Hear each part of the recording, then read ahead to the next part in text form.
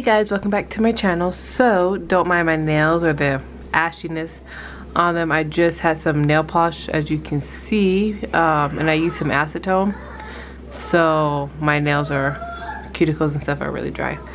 But yeah, I'm just gonna do my nails now. I haven't did it for a little while. I was just gonna do something simple. I wanted to do like some ombre, some long coffin, but I haven't worn nails for a while, and I just want to start simple, just to get something back on my nails or whatever. So I'm just gonna do some yellow nails for summer, some short yellow square nails, something real quick and simple. I'm starting out with pushing my cuticles back right now. As part of my nail prep, my cuticles are really thick and hard, as you can see, and this obviously is real time how I'm doing it. I like this cuticle pusher because it's kind of bent down. I don't know if you can see it, but it bends down. Don't mind my kids. So like I said in the beginning of the video, I'm going to be showing you guys my non-dominant hand today. So I'll do like a little bit of my, good hand and a little bit of my hard hand, and just show you guys how I do it. It's pretty much obviously the same. You get better at doing it when you just keep doing it. Like you just do it over and over, and you just get more comfortable with how you hold your tools and how you use your tools with your hard hand. Like before I could never even paint my nails. I would dread painting my hard hand, but now it's like, I'm able to use my nail drill, do acrylic nails, and everyone's always saying, how do you do it? How do you do it? But I guess I'll show you guys today.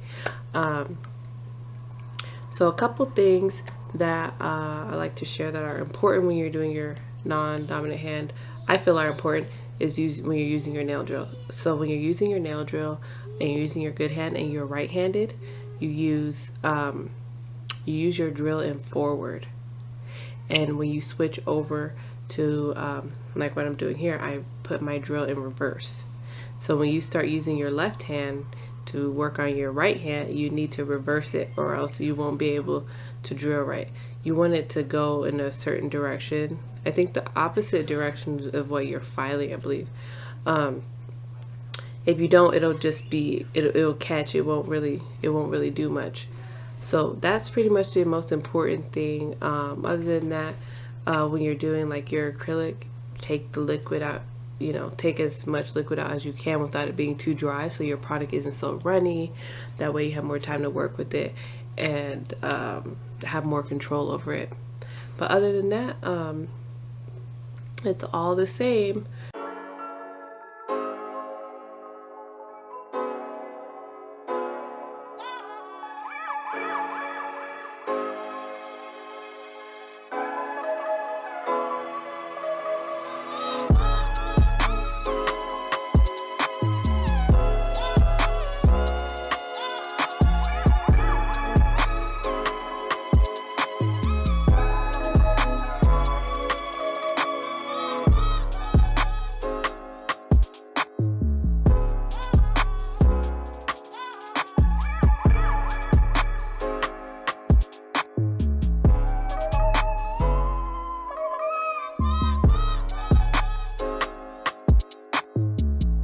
And when you're also using your drill too, and you're starting to get on your pinky and your ring finger over here, it's kind of hard. They're a little bit harder to do because you don't have much support. So if you can find a way to support those two fingers, like I am literally holding it with my ring finger and twisting it around. This is crazy, but it helps to have support over the nail, because there's just no support.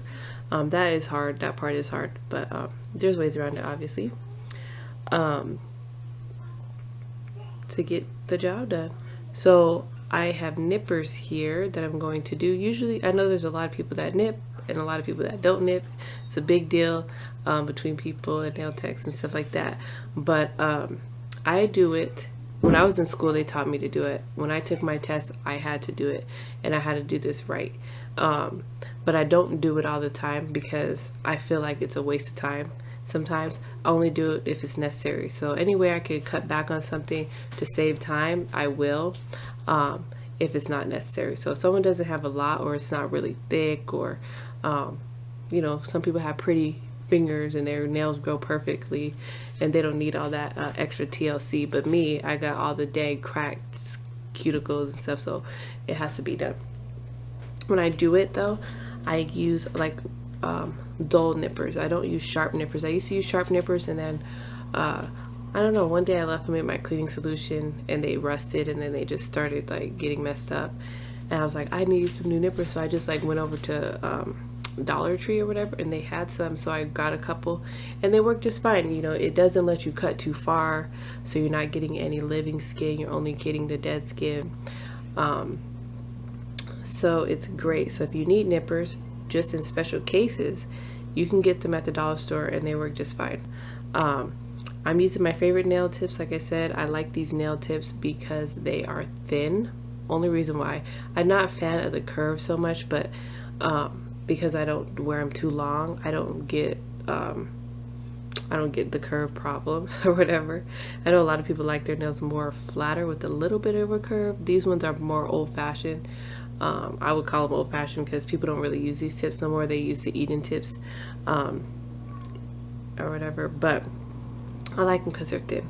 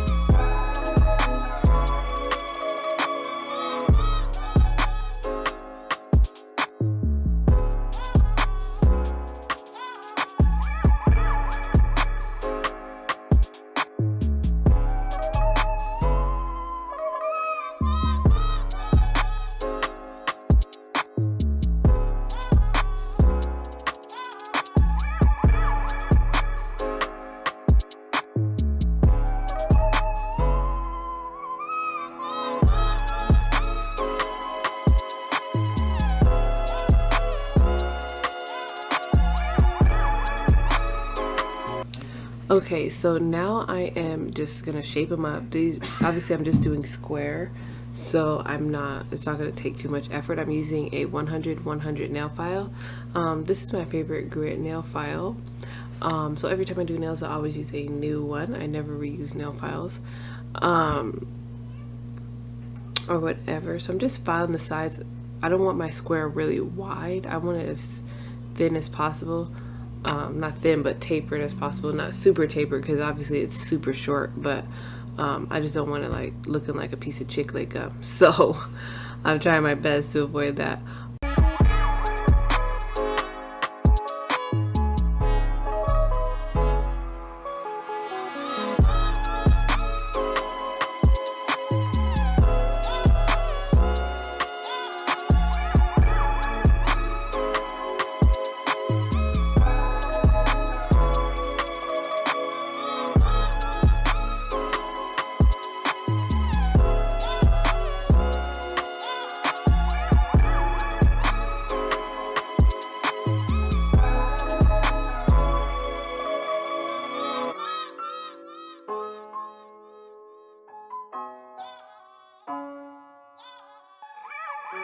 So that is the shape I'm working with. Right now I have my acrylic brush. This is just a random acrylic brush off Amazon. I don't really have specific acrylic brushes that I use or anything like that. I just use whatever I got. And I bought this because I liked the design on it, really. I didn't even look at anything else about it. I was like, oh, that one's cute, I want that. I think it's like a size 8 or a 10. I don't know. I think I was trying to get a 10, but when I got it, it was like really small. But I was thinking, whatever, it works. It works or whatever. Just got to keep your brush clean. This brush is not one of I don't think it's like a real Kolinsky or whatever. They say it's Kolinsky, but once you get it, you can tell Like if you don't keep your brush clean, it'll get stiff. Like powder, literally powder will be in the bristles while you're trying to work. So you gotta make sure you keep wiping your brush, keep dipping in liquid, and keep it clean. So I'm just doing my my set. You don't have to do any amount of beads that I do. If you're comfortable doing a full ball method on a short nail, do it. I'm not, especially on my own nails. Sometimes I'll do it. It depends if I'm just feeling courageous. But lately I just been doing the 3-ball method or whatever, and that's just been working for me. I'm trying to keep it thinner at the tip. I don't want the tip area too thick, but I am making these nails kind of thin, as you can see, because they're like super short, and I don't want them like really thick. I want them to look, they're not going to look natural, but I want them to be not off, you know, thick and stuff.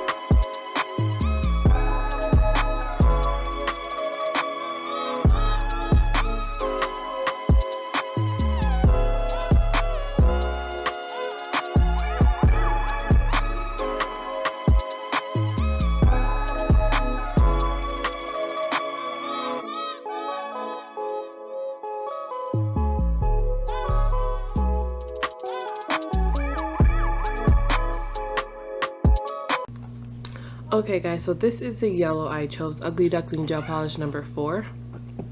And this yellow looks really bright on here, but it's actually more of a dull, soft yellow, as you saw in the beginning. When I took that video, it was like I opened my blinds and I just cut my desk lamp off, and that was what, excuse me, that is what it looked like. So what I'm doing is I'm just painting. As you can see, I'm a messy painter. I'm a messy painter on both hands.